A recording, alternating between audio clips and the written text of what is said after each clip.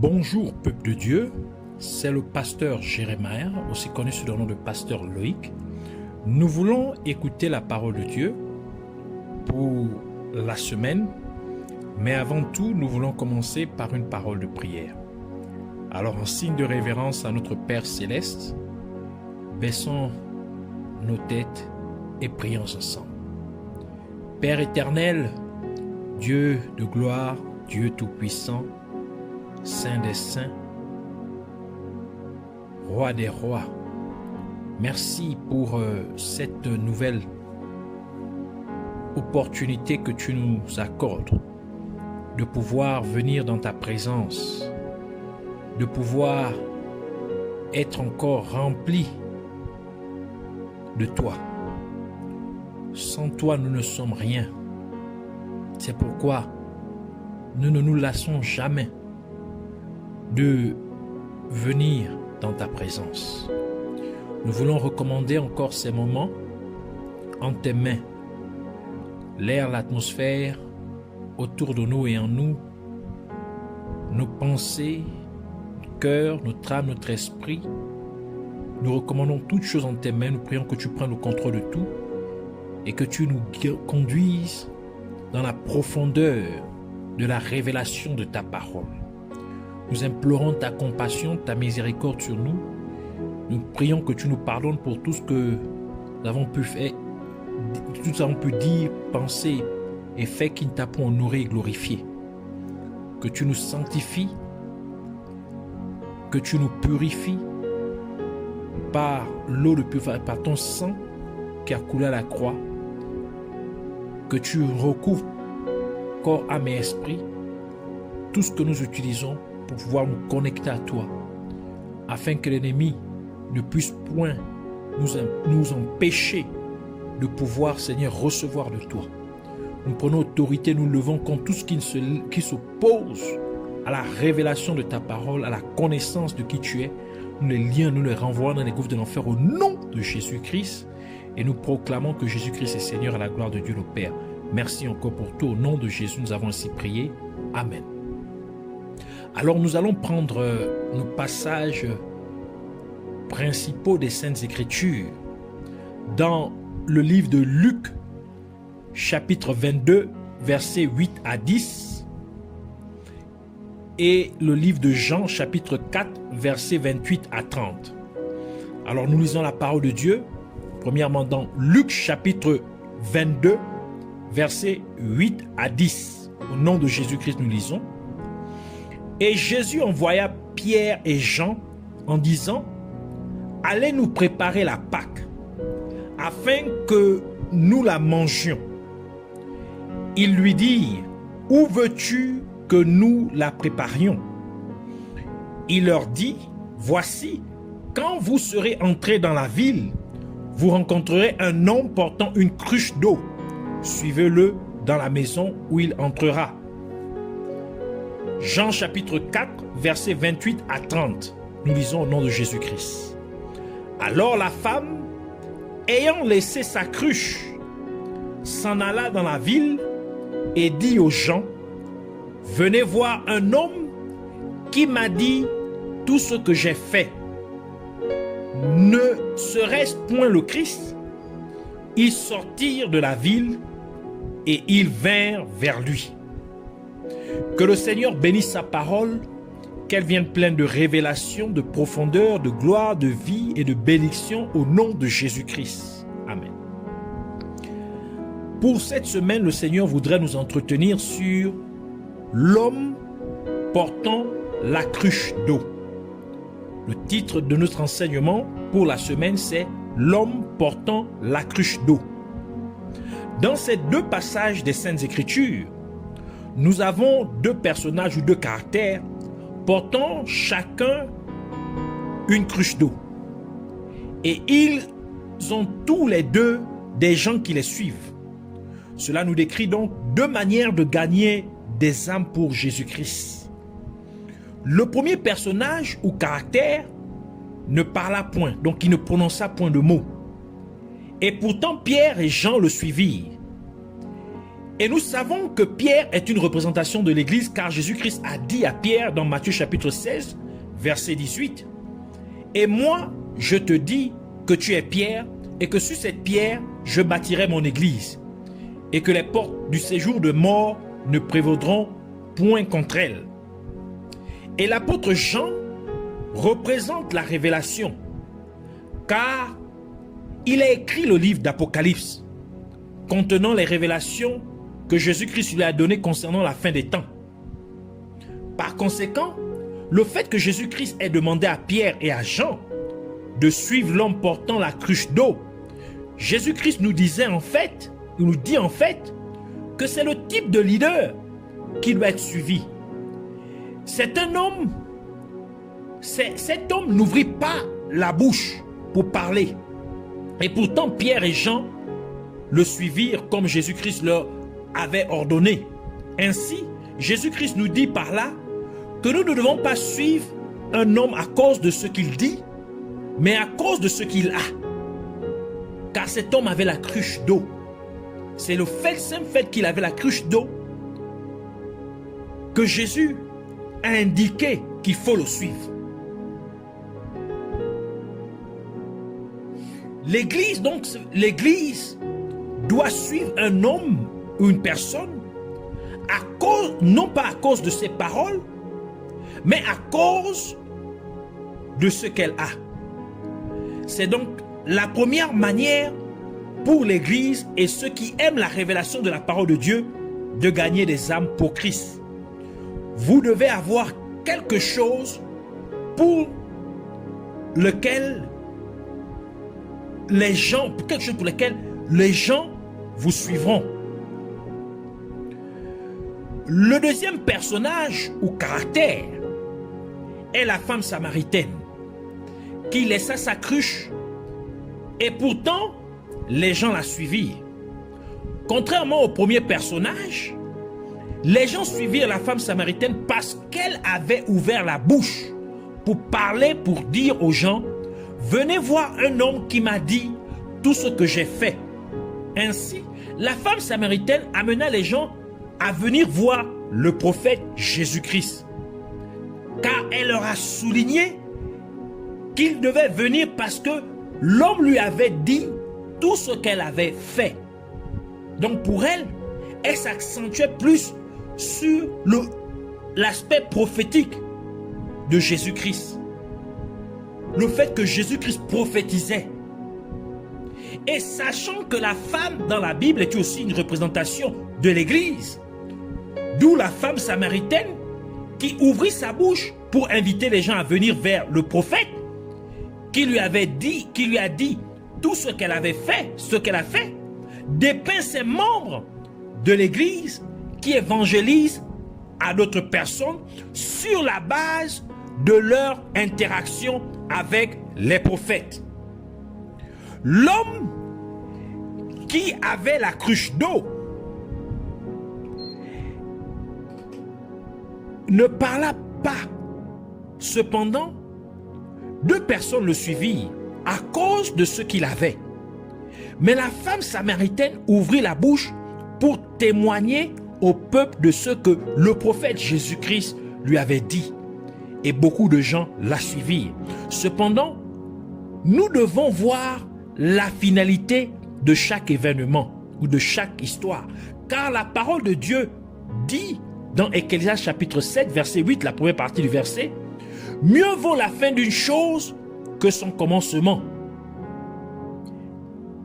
L'homme qui avait la cruche d'eau, et pourtant il n'ouvrit point la bouche, il n'ouvrit point sa bouche pour parler, a conduit Pierre et Jean dans la maison afin qu'ils puissent célébrer la Pâque avec Jésus-Christ. Et nous savons qu'au souper de la Pâque, les apôtres sont entrés en alliance avec Jésus-Christ en partageant le pain et le vin, comme le leur avait dit Jésus-Christ dans Matthieu chapitre 26, versets 26 à 28, qui dit: pendant qu'ils mangeaient, Jésus-Christ prit du pain et, après avoir rendu grâce, il le rompit et le donna aux disciples en disant: prenez, mangez, ceci est mon corps. Il prit ensuite une coupe et, après avoir rendu grâce, il leur il leur donna en disant, buvez-en tous, car ceci est mon sang, le sang de l'alliance qui est répandu pour plusieurs pour la rémission des péchés. Et nous savons que le pain représente la parole de Dieu et le vin représente la nouvelle alliance comme nous venons de lire. Ainsi l'homme qui ne parla pas, qui ne prononça point de mots, mais qui avait la cruche d'eau, bien qu'il ait gagné peu de gens, cependant, il leur a fait manger la parole de Dieu. En d'autres termes, il les a amenés à pratiquer la parole de Dieu. Et il les a également amenés à entrer dans une alliance à vie avec Jésus-Christ. Et en pratiquant la parole de Dieu et en étant dans une alliance perpétuelle avec Dieu, cela garantit définitivement aux gens d'hériter la vie éternelle. Et c'est la raison pour laquelle Jésus-Christ a déclaré ce qui suit dans Jean chapitre 6 versets 50 à 51. C'est ici le pain qui descend du ciel, afin que celui qui en mange ne meure point. Je suis le pain vivant qui est descendu du ciel. Si quelqu'un mange de ce pain, il vivra éternellement. Et le pain que je donnerai, c'est ma chair, que je donnerai pour la vie du monde. La femme samaritaine a conduit, elle, les gens au puits de Jacob, tandis que Jésus-Christ a dit dans Jean chapitre 4 verset 13, quiconque boit de cette eau aura encore soif. Par cela, Jésus-Christ sous-entendait à la femme samaritaine que ceux qui viennent boire à ce puits ne sont jamais satisfaits. En d'autres termes, ceux qui suivent les prophéties ne sont jamais satisfaits, car leur vie consisterait toujours à demander aux hommes ou aux femmes de Dieu, qu'est-ce que Dieu a dit sur ma vie? Qu'est-ce que Dieu a dit à propos de cette situation? Qu'avez-vous reçu de Dieu à mon sujet? Par conséquent, de telles personnes seraient à jamais insatisfaites. Et c'est pourquoi de telles personnes ne changent pas leur vie, car elles n'ont pas la vraie parole de Dieu, car elles ne sont pas intéressées par la parole de Dieu, mais par les prophéties. Et elles ne peuvent pas recevoir la parole de Dieu parce qu'elles se trouvent à un lieu ou un endroit où il y a des prophéties, mais où il n'y a pas la parole de Dieu. Et c'est le problème de l'Église en ces derniers jours. Car les gens courent après les prophéties et non après la parole de Dieu. Contrairement à la femme samaritaine, l'homme qui portait la cruche d'eau, bien qu'il ne parlait pas ou qu'il n'a point prononcé de mots, cependant, il a conduit les gens à entrer en alliance avec Dieu et à appliquer la parole de Dieu. Et c'est pourquoi Dieu a parlé de ce type d'homme par le prophète Ésaïe. Ésaïe chapitre 42 verset 1 à 2 qui dit, c'est Dieu qui parle, voici mon serviteur, que je soutiendrai, mon élu, en qui mon âme prend plaisir. J'ai mis mon esprit sur lui. Il annoncera la justice aux nations. Il ne criera point, il n'élèvera point la voix et ne la fera point entendre dans les rues. C'est bien l'homme qui porta la cruche d'eau. Il n'a point élevé la voix lorsque Pierre et Jean l'ont vu dans la rue. Cela signifie que l'homme qui porte la cruche d'eau représente ses serviteurs de Dieu, qui enseignent aux gens comment marcher dans la justice de Dieu. Il fait référence aux serviteurs de Dieu qui enseignent aux gens à marcher dans la sainteté. Ce sont des serviteurs qui parlent peu, mais ils enseignent beaucoup par leur mode de vie de sainteté. Donc ils sont un exemple, ils sont une Bible, un livre ouvert, une Bible ouverte. Donc ils parlent par leur action.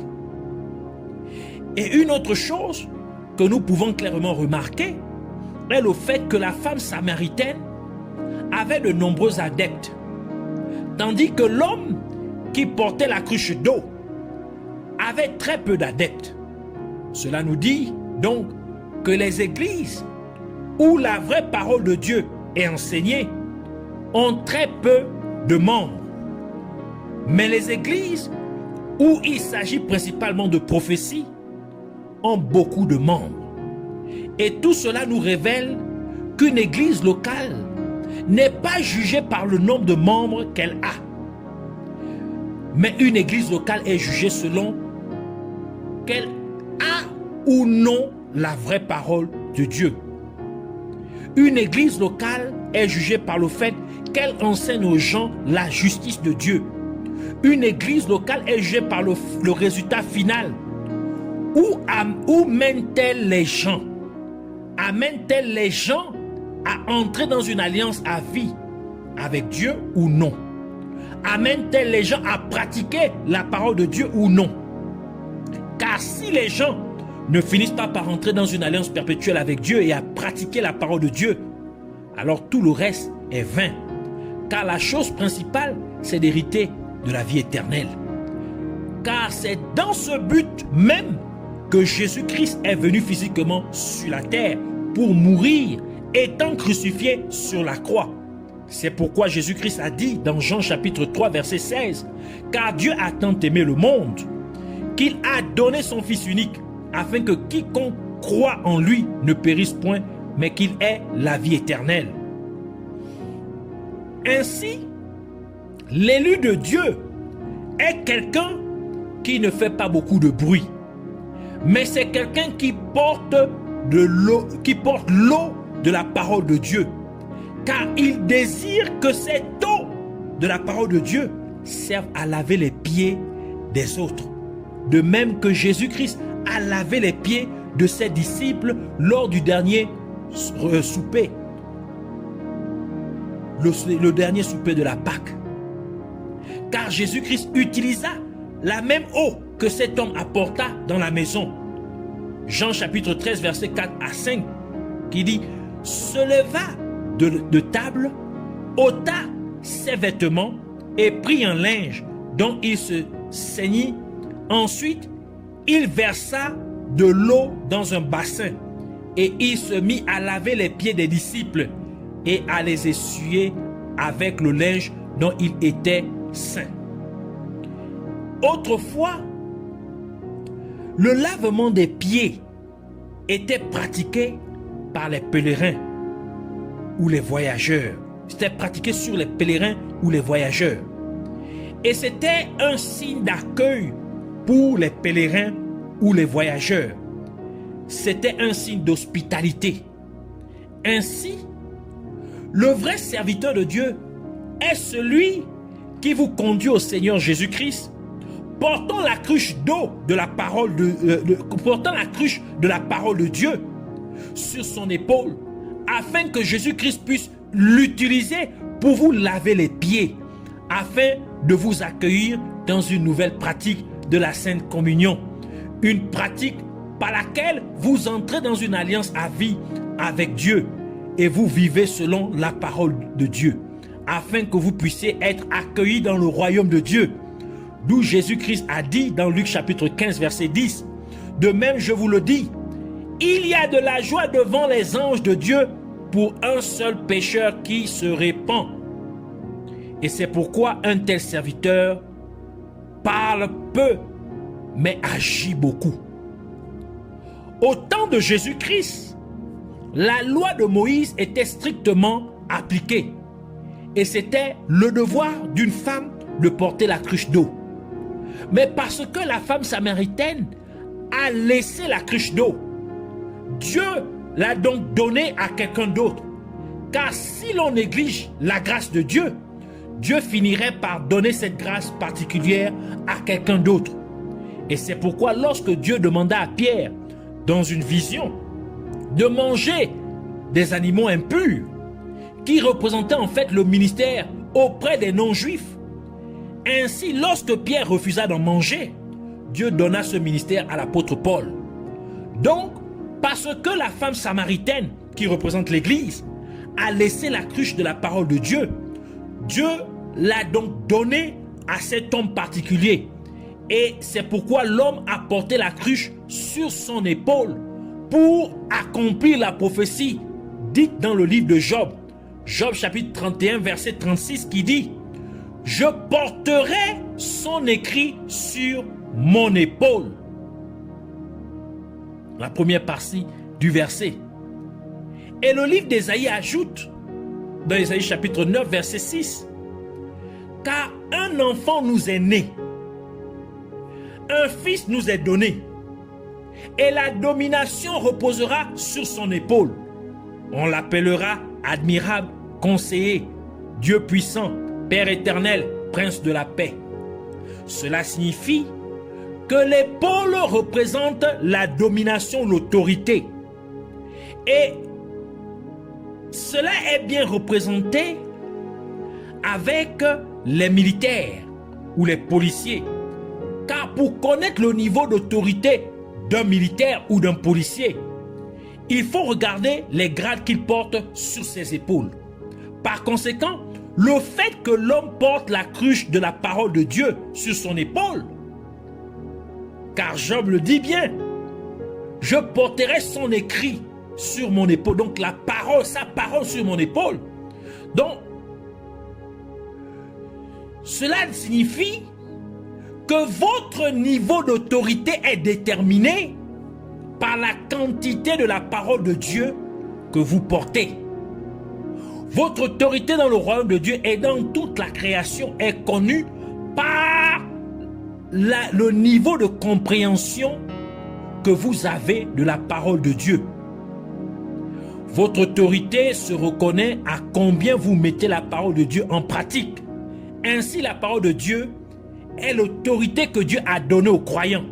Et c'est pourquoi, quand Satan vint tenter Jésus-Christ, Satan tenta Jésus-Christ sur le niveau de la connaissance et de compréhension, le niveau de connaissance et de compréhension que Jésus-Christ avait de la parole de Dieu. Par conséquent, Jésus-Christ a confié son autorité à son Église, comme il a dit à Pierre, qui représente l'Église. Dans Matthieu chapitre 16, verset 18 à 19, il dit: et moi je te dis que tu es Pierre, et sur cette pierre je bâtirai mon Église, et que les portes du séjour des morts ne prévaudront point contre elle. Verset 19, il dit: je te donnerai les clés du royaume des cieux. Ce que tu lieras sur la terre sera lié dans les cieux, et ce que tu délieras sur la terre sera délié dans les cieux. Et Jésus-Christ a confirmé cela en ajoutant ce qui suit dans Matthieu chapitre 28, verset 18 à 19, pour dire: Jésus s'étant approché, leur parlant ainsi: tout pouvoir m'a été donné dans le ciel et sur la terre. Allez, faites de toutes les nations des disciples, les baptisant au nom du Père, du Fils et du Saint-Esprit. Et cette autorité suprême de Jésus-Christ se trouve dans la parole de Dieu. Et parce que la femme samaritaine a laissé la cruche d'eau qui représente la parole de Dieu, cela est une prophétie pour dire que l'Église abandonnera la parole de Dieu, car la femme est aussi une représentation de l'Église. Donc cela implique que dans ces derniers jours, les églises locales perdront l'autorité que Jésus-Christ leur a conférée par le fait que les églises locales négligeront la parole de Dieu. Les églises locales laisseront la parole de Dieu pour se mettre à prophétiser. Et par conséquent, Jésus-Christ donnera son autorité à ses élus, qui sont représentés par l'homme portant la cruche d'eau sur son épaule. Et c'est pourquoi Jésus-Christ a dit dans Matthieu chapitre 22 verset 14, il dit: car il y a beaucoup d'appelés mais peu d'élus. Apocalypse chapitre 17 verset 14 ajoute pour dire: ils combattront contre l'agneau et l'agneau les vaincra, parce qu'il est le Seigneur des seigneurs et le roi des rois. Et les appelés, les élus et les fidèles qui sont avec lui les vaincront aussi. Ainsi, ceux qui portent la cruche d'eau sur leur épaule sont les élus de Dieu. En d'autres termes, sont ceux qui portent l'autorité de Dieu en ayant la parole de Dieu. Ce sont les élus de Dieu, de la même manière que Rebecca fut choisie pour être la femme d'Isaac, parce qu'elle portait sa cruche d'eau sur son épaule. Genèse chapitre 24, versets 10 à 15. Mais nous allons lire seulement le verset 14 et le verset 15. C'est Eliezer qui parle ici, le serviteur d'Abraham, que Abraham avait envoyé pour chercher, trouver une femme à son fils Isaac. Il dit que la jeune fille à laquelle je dirais, penche ta cruche, je te prie, pour que je boive, et qui répondra, bois, et je donnerai aussi à boire à tes chameaux, soit celle que tu as destinée à ton serviteur Isaac. Et par là, je connaîtrai que tu uses de bonté envers mon Seigneur. Verset 15. Il n'avait pas encore fini de parler que sortit sa cruche sur l'épaule Rebecca, née de Bethuel, fils de Milca, femme de Nahor, frère d'Abraham. Et de la même manière qu'Eliezer, le serviteur d'Abraham, a choisi Rebecca au puits, Jacob a également rencontré sa femme Rachel au puits. Et Moïse a également rencontré sa femme Séphora au puits. Et c'est pourquoi Jésus-Christ se rendit aussi au puits de Jacob pour rencontrer la femme samaritaine, qui était une représentation de l'Église. Ainsi, par cet acte, Jésus-Christ donnait une opportunité à l'Église de Samarie de faire partie de son épouse. Mais l'Église de Samarie a laissé la parole de Dieu par le fait que la femme samaritaine laissa sa cruche d'eau. Et surtout, elle n'a pas utilisé sa cruche pour donner de l'eau à Jésus-Christ. Alors que c'est le fait que Rebecca utilisa sa cruche pour donner de l'eau à Eliezer qu'elle fut choisie pour être la femme d'Isaac. De la même manière que Rachel le fit pour Jacob et Séphora pour Moïse. Et elles devinrent leurs épouses respectives. En d'autres termes, Rebecca, Rachel et Séphora ont chacune conclu l'alliance du mariage pour la vie.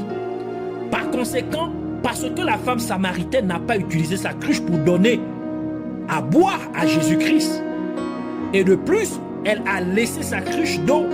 Ainsi, l'église de Samarie ne fait donc pas partie de l'épouse de Jésus, car le peuple de Samarie n'est pas entré en alliance avec Jésus-Christ.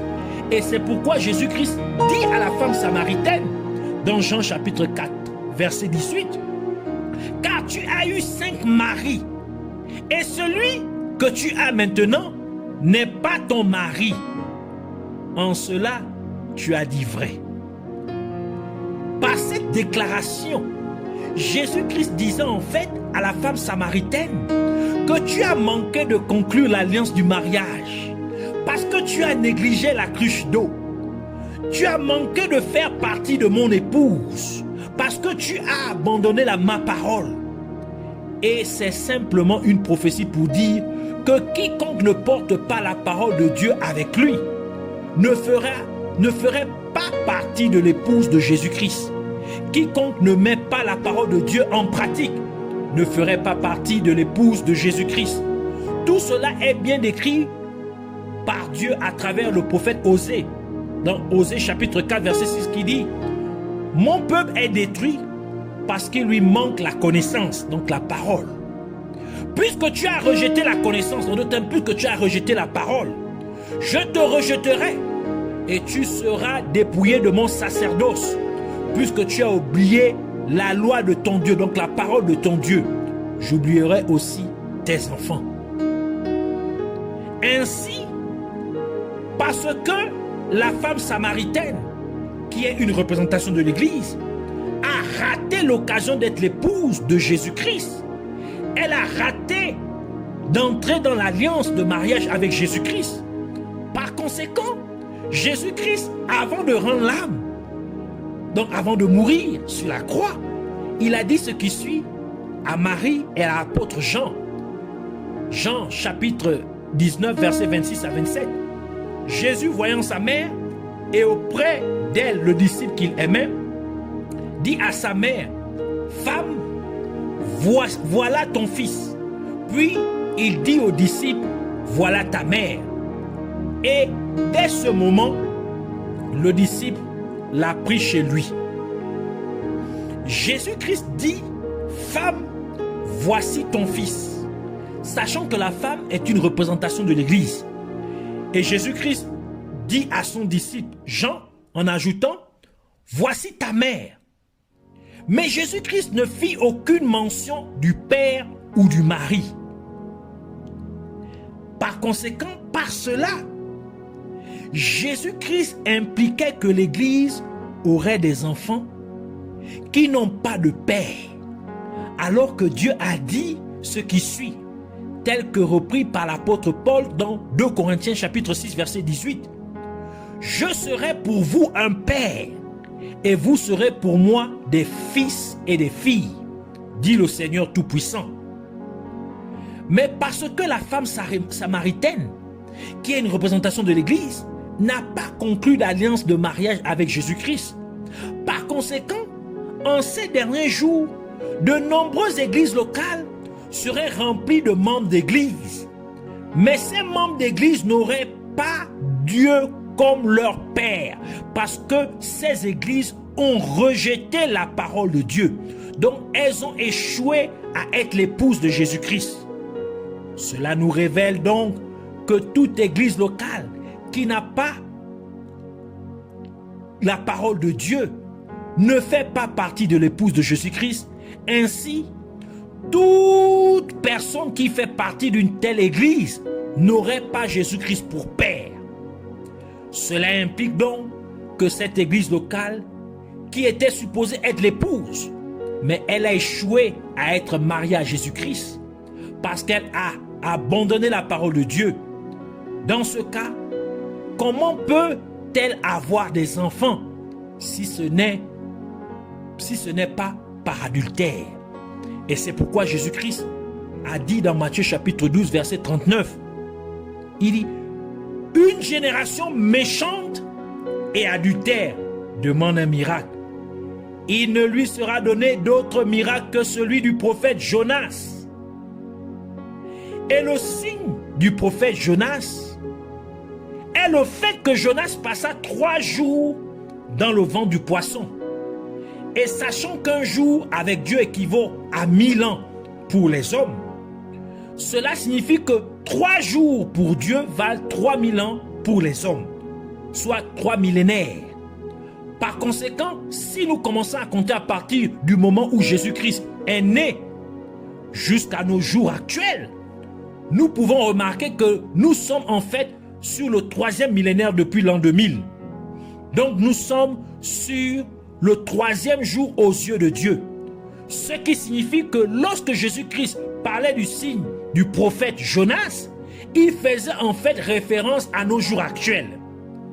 Par cela, Jésus-Christ prophétisait sur ces églises de nos jours qui ne sont pas en alliance avec lui, car elles n'ont pas et n'enseignent pas sa vraie parole. Et par conséquent, il n'est pas le père des membres de telles églises, car elles sont nées d'un autre évangile qui n'est pas la parole de Dieu. Même si cet évangile peut ressembler à la parole de Dieu, mais les membres de ces églises locales, sont donc le produit d'une fausse doctrine.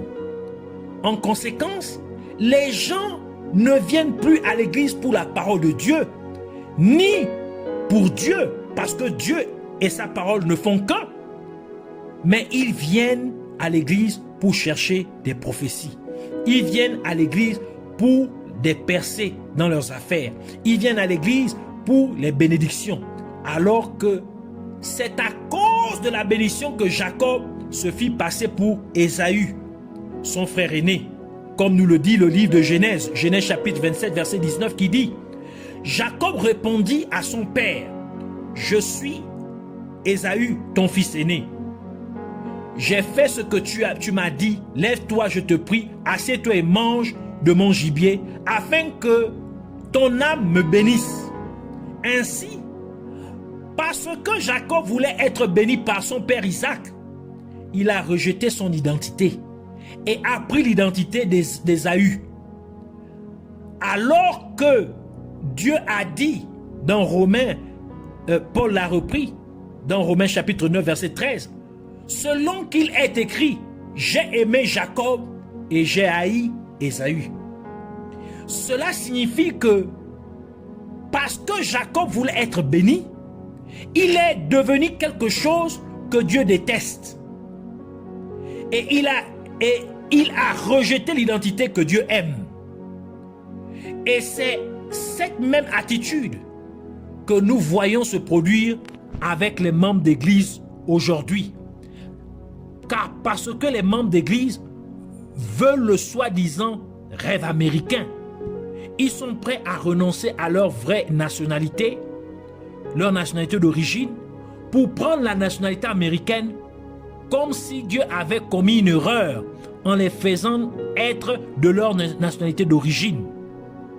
Certains autres membres de l'Église, parce qu'ils veulent attirer l'attention d'autres personnes, ils font donc changer la couleur de leur peau. Certains porteraient des cheveux artificiels pour qu'ils aient des cheveux longs qui descendent jusqu'aux hanches. Certains mettraient des cils artificiels, certains rajouteront des ongles artificiels, d'autres iront même plus loin en changeant de sexe. Ainsi, un homme deviendrait une femme et une femme deviendrait un homme, ainsi de suite. Ce sont les attributs d'une génération méchante et adultère. Ce sont là des membres d'église qui n'ont pas Jésus-Christ comme Père. Vous devez être heureux avec ce que Dieu a fait de vous. Vous devez vous contenter de la manière dont Dieu vous a créé. Ne soyez pas ce que Dieu n'a pas voulu que vous soyez. Dieu aime la façon dont il vous a créé. N'essayez pas d'être ce que Dieu déteste. Ne soyez pas ce que Dieu a rejeté, car Dieu a chassé Satan et tous les autres anges déchus avec leur voix corrompue, avec toutes leurs voix corrompues. Par conséquent, vous devez refuser d'embrasser toutes ces voix corrompues avec lesquelles Satan et tous les autres anges déchus ont rempli le monde. D'où la parole de Dieu dit dans 1 Jean chapitre 2 verset 15. N'ayez point le monde ni les choses qui sont dans le monde. Il dit n'aimez point. Il dit n'aimez point le monde ni les choses qui sont dans le monde. Si quelqu'un aime le monde, l'amour du Père n'est point en lui. En conclusion, vous devez suivre une église qui a la parole de Dieu. L'église qui a la parole de Dieu, qui vous lavera les pieds, sachant que les pieds représentent votre mode de vie. Par conséquent, vous devez suivre l'église qui a la parole de Dieu, qui purifiera votre mode de vie, afin que vous puissiez toujours vous conformer aux voies de Dieu. Et sachant aussi que nous utilisons les pieds pour voyager. Il faut donc suivre l'église qui a la parole de Dieu, qui vous rendra prêt pour votre voyage céleste. En d'autres termes, une église qui vous rendra prêt pour l'enlèvement de l'église, l'épouse de Jésus-Christ. Car Jésus-Christ vient chercher une église sans tache ni ride, comme le déclare la parole de Dieu dans Éphésiens chapitre 5 verset 27 qui dit « Afin de faire paraître devant lui cette église glorieuse, sans tache ni ride, ni rien de semblable, mais sainte et irrépréhensible. » Ainsi nous voulons prier pour dire « Merci, Abba Père, Dieu Tout-Puissant, je te remercie pour ces révélations de ta parole. Et je te prie, Père Céleste, au nom de Jésus-Christ, afin que tu me donnes la grâce de toujours porter la cruche de ta parole sur mon épaule. En d'autres termes, laisse-moi être rempli de ta parole. Laisse-moi toujours pratiquer ta parole en ayant une connaissance et une compréhension profonde de celle-ci au nom de Jésus-Christ, afin que je puisse efficacement faire bon usage de ton autorité suprême que tu m'as confiée au travers de ta parole au nom de Jésus-Christ. Et avec l'autorité de ta parole, je prie pour que tu m'aides à faire en sorte que ta volonté soit faite sur la terre comme elle est faite au ciel au nom de Jésus-Christ. Par conséquent, avec la cruche de ta parole, laisse-moi conduire les gens vers toi, afin que tu puisses leur laver les pieds en les accueillant dans ton royaume céleste, alors qu'ils concluent une alliance à vie avec toi et qu'ils mettent ta parole en pratique chaque jour de leur vie au nom de Jésus-Christ. Et je prie, Père glorieux, afin que tu ne me laisses pas rejeter ni abandonner ta parole à aucun moment de ma vie au nom de Jésus-Christ, afin que je ne manque pas de faire partie de ton épouse, que je sois donc toujours prêt pour ton retour. Seigneur Jésus, fais donc que je sois toujours sans tache ni ride. Amène-moi aussi à ne pas rejeter l'identité que tu m'as donnée, que je ne sois pas ou que je ne cherche pas à devenir ce que tu as rejeté ou ce que tu es, mais que je demeure et que je sois ce que tu aimes. Je te remercie de m'avoir exaucé tel que je t'ai prié. Puisses-tu toujours être élevé au nom de Jésus-Christ. Amen.